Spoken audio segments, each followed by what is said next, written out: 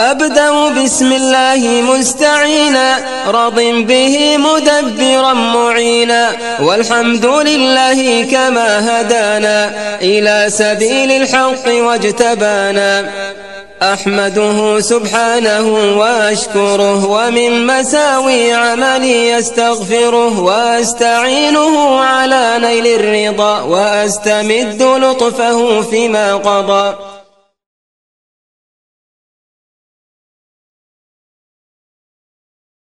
Alhamdulillah, barakallahu fik, akhi Ahmed, jazakallah khair. Salam alaikum. Donc, alhamdulillah, là on sort de la mosquée, là, mashallah. Hein.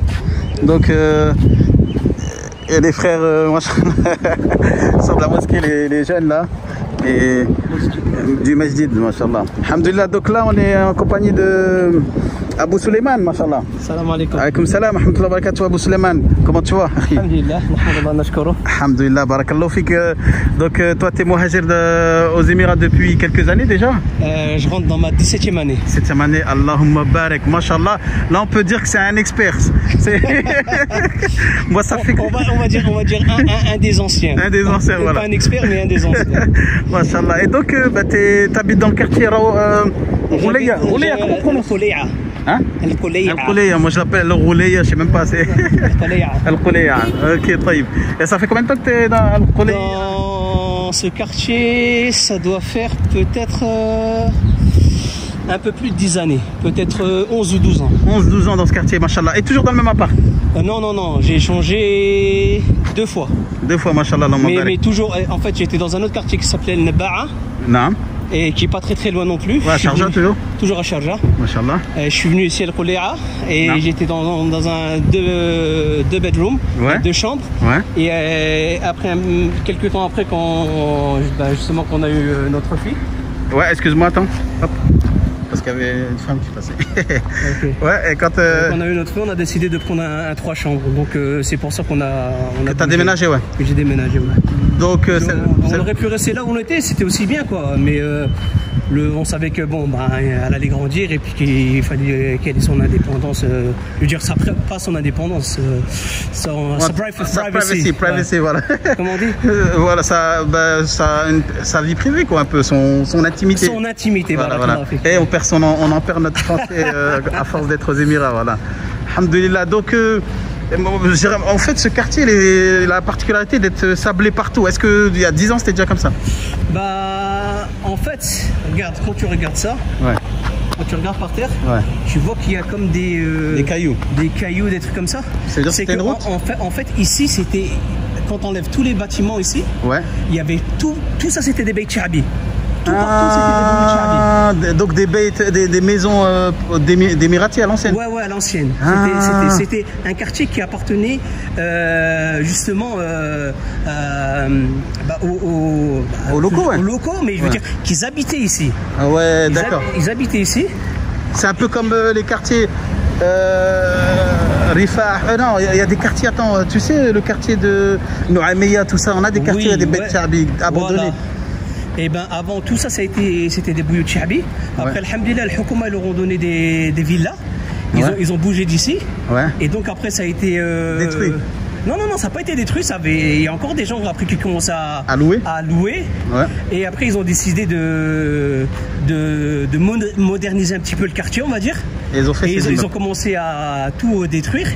Et à construire les bouilloutes comme tu les vois. Regarde par exemple là.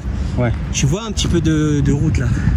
Avant il y avait des petites routes comme ça, tu les voyais. Subhanallah, on voit des traces en tout cas d'une vie antérieure, mais on ne sait pas ce qu'il y avait. Moi je sais. Toi tu as vu de tes yeux ça? Ah moi je l'ai vu. Subhanallah. Et ça veut dire que ton immeuble par exemple il n'était pas encore là? En fait, moi quand je suis arrivé dans le quartier, il restait quelques bouts de Sha'bi. Ouais, d'accord. Tu vois, mais c'était vraiment, on était à la fin, quoi. Et c'était qui les habitants? C'était des Pakistanais, des trucs? Beaucoup en fait des Pakistanais, beaucoup des Indiens. Parce qu'ils aiment bien les Indiens et tout, ils aiment bien ce type de maison. Regarde comme ça là. Là c'est du béton. Là c'était du béton, là c'était des sortes de petites routes pour arriver dans les bouillots de Sha'bi. Dans les maisons, Mais on va aller là-bas, je vais te montrer quelque chose, Inch'Allah. Ouais, je veux bien, machallah. Et comment ça se fait qu'il y a un tel... on dirait qu'il n'y a aucune logique dans ce quartier.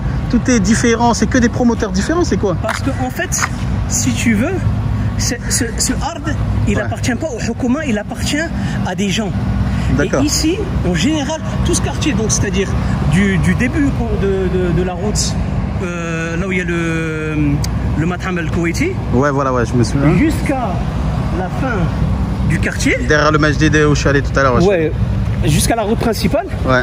Tout ça, ça appartenait à une famille qui s'appelle Al-Ouaïs.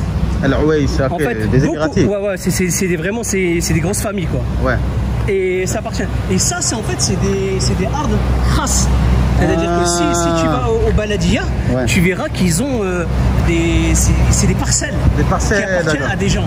D'accord, donc chacun a acheté un bout de terre et l'a construit comme il voulait. Voilà, en fait, ou bien ils achètent, ou bien en fait ils le vendent, ou ils le gardent, ou bien ils montent quelque chose dessus, un bâtiment comme ils le font ici. Ouais. Et puis voilà quoi.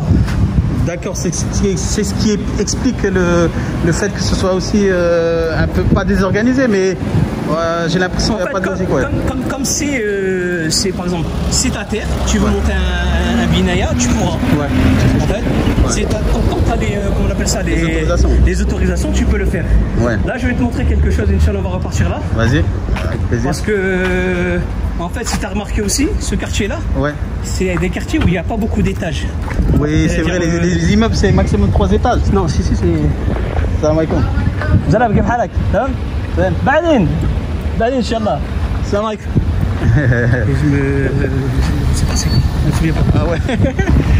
Donc j'ai remarqué la particularité de ce quartier, c'est que c'est des immeubles de 3 à 4 étages maximum. C'est 4 étages. Ouais. C'est 4 étages.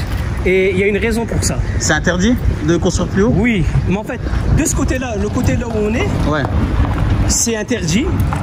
Au milieu, c'est interdit. Mais celui qui est près de la route... La Popeye Centre.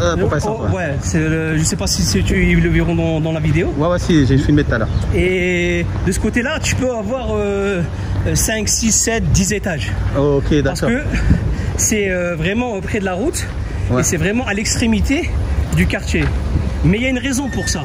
Ouais, pourquoi? Et là, je vais te montrer pourquoi, Inch'Allah, dès qu'on arrive. Inch'Allah. C'est que en face, il y a la mer. Il y a la mer. Il y a le kassab de Cheikh Al-Qassimi. Ah, d'accord. Et donc, c'est interdit d'avoir un binaya plus haut que ça de ce côté-là. Subhanallah. D'accord.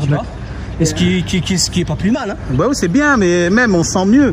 Tu vois, on n'aime pas, il y en a qui n'aiment pas les immeubles. Et déjà, c'est comparé à d'autres quartiers, comme par exemple le quartier de l'Akhan, ici, tu vas me dire, ça fait un peu chiabi, ça fait un peu, tu vois, ça fait peut-être un peu délaissé, pourquoi ils n'ont pas fait de route. Mais quand tu regardes bien, là où il y a des routes, il n'y a pas trop de parking.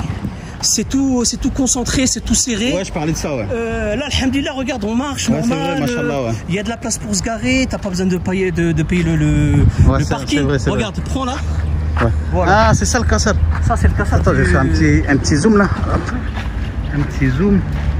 Donc ça c'est le kassar du Cheikh. Voilà. D'accord. Il y a jusque là.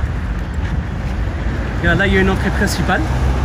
Ici, Tu vois, là, après le rond-point, là, tu vois une sorte de jet d'eau. Ouais, je vois. Et juste en face, t'as la grille principale. D'accord. Et juste à côté, il y a Nadil Fatayat, Ladies Club. Ladies Club, qui appartient à Safi. D'accord, au Chir alors. Au Chir, oui. Donc d'accord, donc le Ladies Club appartient à l'état, enfin à la fille en tout cas du Chir, machallah. Et ici, là, ça c'est nouveau, c'est tout récent. C'est une école? C'est une école, c'est une sorte de nurserie qui appartient aussi à une de ses filles. Machallah. Et ça a ouvert ou pas? Parce que j'ai pas l'impression. Oui, ça avait déjà ouvert septembre dernier. Voilà, et ça a fermé à cause du corona. Ah ouais, avec le Covid, voilà, ça a bloqué un petit peu. Et le prix c'est cher? Bon, de l'école, ici, je pourrais pas dire trop parce que je peux pas trop dire parce que j'ai pas d'enfants en bas âge. On était venu avec Ahmed, on avait demandé, mais il y a une particularité avec cette école. C'est une école pour les femmes qui travaillent et qui ont des enfants en bas âge. Ah, pour les femmes entrepreneurs, non pas entrepreneurs. On va dire ceux qui travaillent, ceux qui entrepreneuses ou pas. Voilà, c'est-à-dire que voilà, ceux qui ne peuvent pas garder leurs enfants à la maison, qui n'ont pas des maids, comment on dit, des maids, une servante. Des bonnes en fait. Ouais, il doit avoir une bonne, voilà. Et ben, elles peuvent ramener leurs enfants ici et justement, je crois qu'ils ont des prix avantageux pour ça. Oui. Donc ça c'est bien à savoir aussi pour les futurs muhajiroun. Et cet hôtel là alors, parce que bon, un hôtel c'est jamais bien vu dans un quartier parce qu'on a peur d'avoir un peu de fitna. Alors non, justement, au contraire, machallah. Cet hôtel là, il a été construit, je crois, il a 2 ans. Il a 2 ans. Et c'est beaucoup des gens de Russie, d'Europe de l'Est, qui viennent des Russes. Tout ce qui est Europe de l'Est, en fait tout ce qui est plus vers la Russie, tout ce qui est Tadjik, Ouzbek, de ce côté-là, tu vois, Russes, Tchétchènes, ils viennent ici. C'est des gens muhtaram, respect ou bien. Oui, beaucoup. Et machallah, il y a aussi beaucoup de musulmans justement de ces régions qui viennent ici justement pour éviter un petit peu le bling bling et de Dubaï et la speed de Dubaï. Ils préfèrent venir ici parce que c'est beaucoup plus calme. Et alhamdulillah, maintenant pour les frères qui veulent venir visiter les Émirats et qui veulent être un petit peu justement au calme et pas se retrouver avec un petit peu la furie de Dubaï, et ben ils peuvent venir ici. Le Royal Hotel. Il s'appelle le Royal Hotel. Tu sors de l'hôtel, tu fais 10 pas, tu es arrivé au masjid. C'est vrai ça. Donc maintenant, machallah, pour trouver plus proche, je ne sais pas si tu pourras trouver, mais alhamdulillah. Alhamdulillah, machallah. Et au niveau des prix des appartements, est-ce que tu as quelques idées actuelles? Maintenant, parce que je vais aller faire quelques visites, mais juste pour voir. Avec la situation qui se passe, les prix ils ont chuté, alhamdulillah. En tout cas, c'est sur de bonnes voies. Comment je peux te dire ça? Ils étaient obligés de toute façon de baisser, parce qu'il y a beaucoup de gens qui justement qui ont eu des problèmes financiers justement par rapport à la situation. Par rapport au Covid. Par rapport au Covid, il y en a malheureusement ils ont perdu leur business, il y en a mais il faut pas que les gens aient peur d'entendre ça, parce que c'est pas que ici, c'est dans le monde entier. C'est dans le monde entier. Et quelque part pour les frères et les sœurs qui nous écoutent, justement le fait d'être ici, mieux vaut être en difficulté justement dans un pays de musulmans que d'être en difficulté dans un pays d'El Kouf. Bien sûr, exactement. En tout cas, ça c'est ce que moi je pense. Bien sûr, moi je dis toujours ça. Alhamdulillah. Donc il n'y a pas de souci. Donc en termes de prix, tu as des idées ou pas? En termes de prix, ça dépend si c'est un nouveau quartier, si c'est un nouveau bâtiment, si c'est un bâtiment qui a quelques années, si c'est un bâtiment qui a comment on appelle ça, AC window. AC window, c'est les clims, les grosses clims qu'on encastre dans les murs, les carrés là. Je ne sais pas s'il y a ça en France, mais il y a beaucoup ça aux États-Unis. Ici, il y a aussi quelques bâtiments, mais ça, c'est les anciens. Ceux-là, ils sont moins chers. Ils sont beaucoup moins chers. Maintenant, en termes de prix,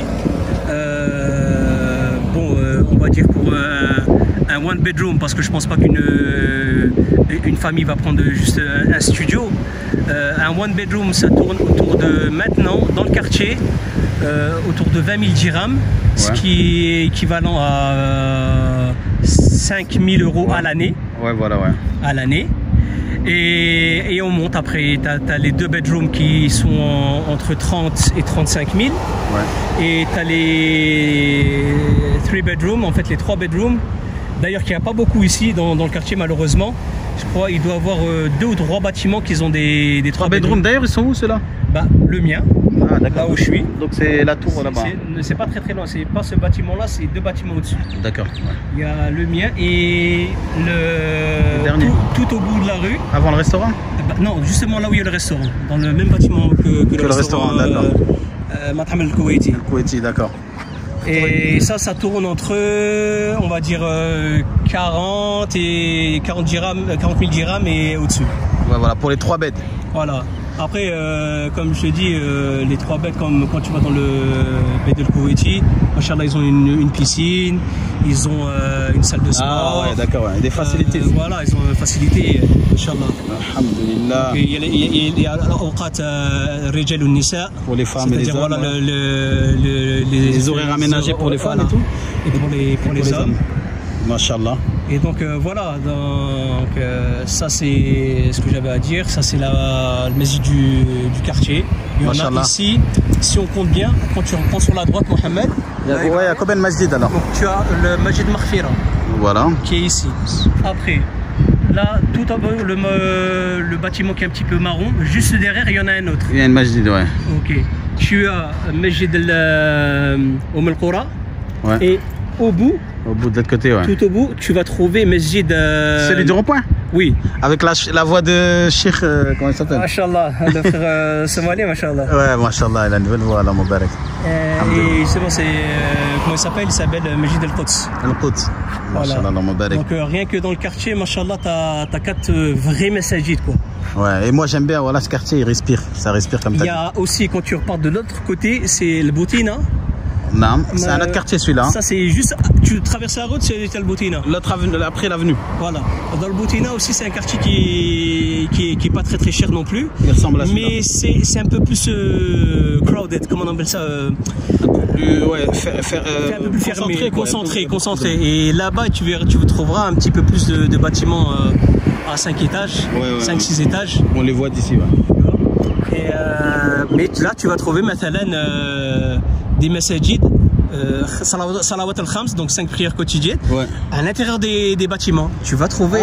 Mashallah. La dernière fois, je suis parti faire les courses et j'ai entendu la. Avec un imam khas et tout. Ouais, avec un imam khas. Ça, c'est pas du genre, tu rentres, c'est toi qui fais ça là. Mashallah. Et la dernière fois, j'étais parti faire quelques courses là-bas et j'ai entendu l'adhan, mais très très proche. J'ai demandé à quelqu'un, je fais, mais il est où le masjid? Je t'ai dit, c'est dans les. Il m'a dit, je fais un masjid, il me dit, oui, à l'intérieur. Donc je suis passé par le garage. Je suis monté et alhamdoulilah, j'ai trouvé une grande salle de moins de 5-6 soufouf et avec Majid imam attitré et 5 salawat. Allahumma barak, mashallah. Alhamdulillah, ça c'est la ni'ma des Émirats. En tout cas, barakallahu fik Abou Suleiman pour y a pas de souci. Cette visite du quartier. Moi, je vais finaliser avec quelques vidéos des appartements. Je vais rentrer à l'intérieur, Inch'Allah. Aussi, pour tous les frères et les sœurs qui essayent qui sont justement intéressés par les Émirats. Alhamdulillah, moi, en tant que personne qui vit aussi depuis un certain moment, alhamdulillah, moi j'invite justement les gens à se déplacer, à venir. C'est vrai que il y a le problème peut-être de la langue. Pour celui qui parle l'arabe, mashallah, Allahumma barak. Ici, on utilise beaucoup l'anglais. On utilise aussi l'arabe qui est normal.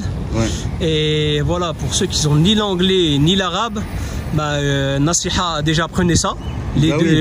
L'arabe de préférence c'est l'anglais parce que c'est l'ourat al-tijara et l'arabe c'est l'ourat al-diniya. Donc on a besoin des deux, Inch'Allah. Et voilà, et si des frères ils se disent quoi faire ici, travailler dans quel domaine, moi comme je dis, si t'es boulanger, reste dans la boulangerie. Si t'es maçon, reste dans la maçonnerie. N'essaye pas de changer quelque chose si t'as pas une khibra, si t'as pas une certaine connaissance de ce que tu veux faire. Si après tu veux te lancer quand même, qu'Allah facilite, c'est pas un souci, tu vois. Après s'il s'entoure de personnes qui ont les compétences, c'est justement là, à cette époque où on vit maintenant, aujourd'hui on peut créer des entreprises des domaines pas spécialisés, mais en s'entourant avec des gens justement qui ont les compétences dans le domaine en question, et après à nous de savoir manager ou gérer ces personnes. De toute façon, il y a, machallah, il y a beaucoup de personnes qui sont déjà venues.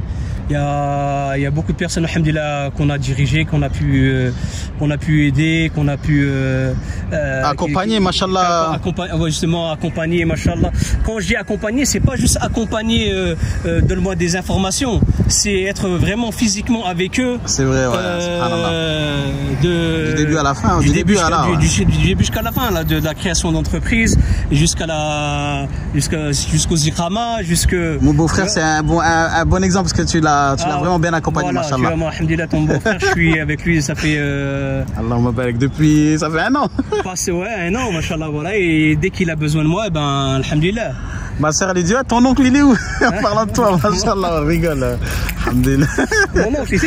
En parlant de toi, c'est son oncle. Alhamdulillah, voilà. En tout cas. Et voilà, et donc s'il y a des gens qui veulent venir aux Émirats, qui veulent s'installer et qui veulent être indépendants, qui veulent créer des entreprises, faire du business, cela, ben nous on est là, on peut faire le nécessaire.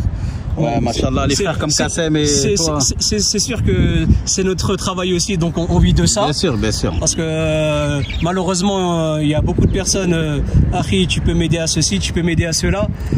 On prend de notre temps, on se déplace. C'est sûr. On prend nos propres véhicules. C'est sûr. Voilà, on utilise, on dépense de notre argent pour justement le carburant, c'est cela.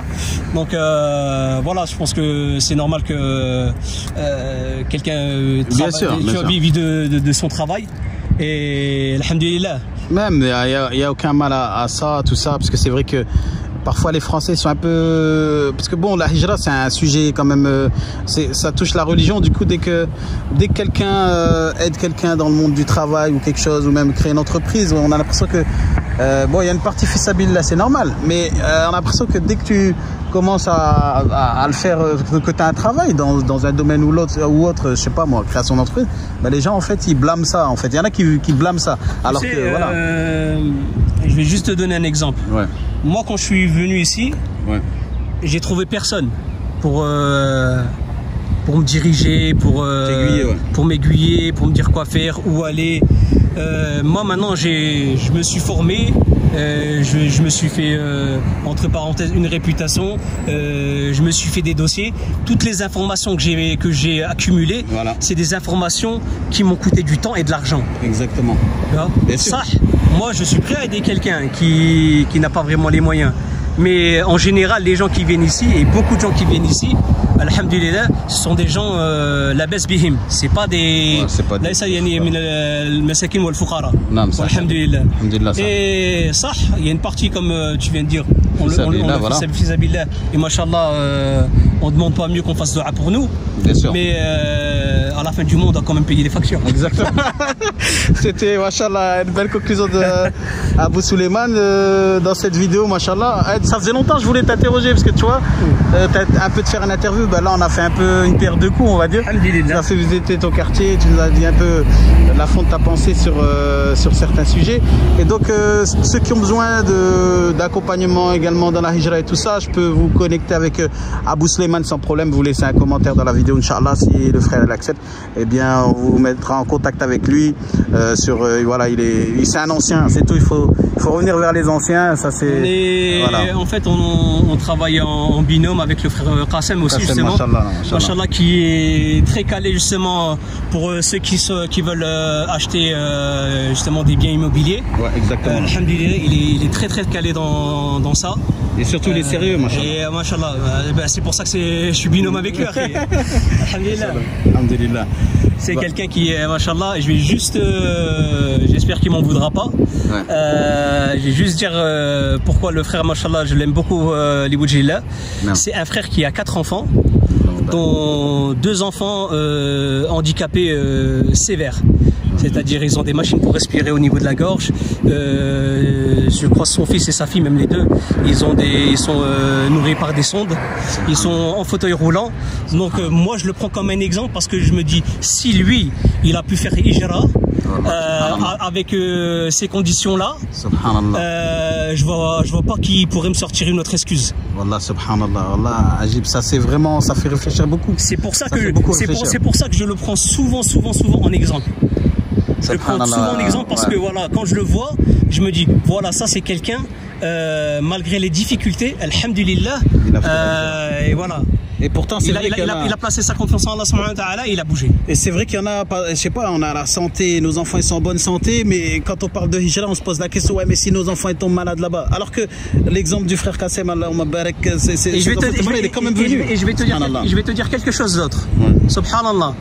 Il m'a dit que lorsqu'il était en France, il ramenait en moyenne 3 à 4 fois ses enfants d'urgence à l'hôpital. Depuis qu'il est là, il les a jamais ramenés une fois. Allahumma barak, ça c'est la baraka, tu vois. Et une autre chose, masha'Allah, c'est que alhamdulillah, s'il a quoi que ce soit pour ses enfants, ils sont pris en charge. Subhanallah, par l'État, il m'a dit, Krassem, j'ai parlé avec lui parce qu'une fois il y a un frère qui m'a posé une question justement sur ces types de maladies qui sont, c'est un suivi régulier, quotidien. Et en fait, Krassem, il a bien conseillé tout ça, mashallah. Non, mashallah, alhamdulillah, le akh, Allahumma barak, je veux dire, je voulais pas trop rentrer justement dans ça. Mais on a besoin de ces histoires-là, Suleiman. Mais voilà, c'est la réalité. Bah, j'aurais préféré que c'est lui qui le dise, mais bon, peut-être qu'il veut pas non plus trop s'avancer, peut-être qu'il veut pas dire regardez, moi j'ai fait, vous avez pas fait. Ouais, tu vois, c'est pas pour rentrer dans le kibr, ça fait là. C'est sûr, ça. Mais voilà quoi. Non, mais alhamdoulilah, qu'Allah préserve tous les muhajiroun, ceux qui sont en France, voilà, on essaye, là on vous montre un peu, là c'est le terrain, hein, c'est la réalité. Rien que là dans le quartier, donc il y a moi. Il y a combien de muhajiroun, c'est vrai ça? Ici dans le quartier, il y a Ahmed, que tu connais. Voilà. Il y a moi, il y a Abdel Hakim, il y a ton beau-frère, il y a son frère, il y a Bilal, il y a Qassem, il y a Daoud. Rien que dans le quartier, deux têtes comme ça, on est presque 10, on est 8 là. 10 familles, voilà. C'est pas justement une personne, on parle de famille là. De famille là, c'est famille complète. C'est famille complète. Et les enfants grandissent et tout ça, mashallah. Et ça fait plaisir, alhamdulillah. Jazakumullah khairan, Akhi Abou Suleiman, Inch'Allah. Barakallahu fik pour avoir donné ton temps. Tu m'as dit 10 minutes, on a 25 minutes. Ah bah voilà, comme on dit, le ministère de l'Intérieur va me poser quelques questions et va me dire pourquoi j'ai pris du retard. C'est pas grave, tu l'envoies le lien, follow me Fajra. Inch'Allah. Barakallahu fik, ahsan Allah ilayk. Tu me l'enverras, Inch'Allah. Inch'Allah, je t'envoie le lien, Inch'Allah. Il faut un dalil. Voilà. Bon, barakallahu fikoum, mes chers frères et sœurs, je vous envoie, Inch'Allah, dans cette vidéo, quelques images des appartements que vous voyez autour de vous, juste pour alimenter et voir un peu ce que ça donne de l'intérieur. Inch'Allah, qu'Allah récompense le frère et facilite à tous les muhajiroun et tous les futurs muhajiroun. Moi, je veux juste finir, Inch'Allah, une chose. Ceux qui sont habitués à habiter dans des grandes tours, s'ils veulent rester dans ce cadre-là, ils vont trouver, ça c'est pas un souci. Ouais. Mais c'est vrai que quand tu viens ici, t'as envie d'être à l'aise, t'as envie de respirer, t'as pas envie d'être enfermé comme tu l'as été enfermé depuis plusieurs années. Ouais. Mashallah, comme regarde, on revient sur la route. Voilà, on va prendre cette route là. Ça respire. Voilà. On va prendre cette route là. On va aller toujours tout droit. Au niveau de la route. Hein. Ouais. On va prendre la route jusque peut-être 200 mètres. Ouais. Il y a un deuxième rond-point. Une fois qu'on a passé le rond-point, on arrive à la mer. Subhanallah. Non, c'est ça. Là, j'ai filmé tout à l'heure. Enfin, j'ai filmé le début, ouais. On arrive à la mer. Donc, mashallah, même d'ici, j'en ai pour 5 minutes, pour aller me baigner. Ouais, subhanallah. C'est vrai. Hein. Donc, mashallah, celui qui veut être près de la mer, alhamdulillah, c'est un très très bon quartier. Ouais. Et aussi, mashallah, il y a des endroits, pas sur la mer, mais je veux dire, il y a des Al-Mamzar, il y a des jours qui est pas loin, il y a des jours qui sont dédiés aux femmes. Hier, il y a mon épouse qui est partie à le parc là, aquatique. Ouais, où ça, à Amalkouel? Non. Là, juste ici, à Sharjah.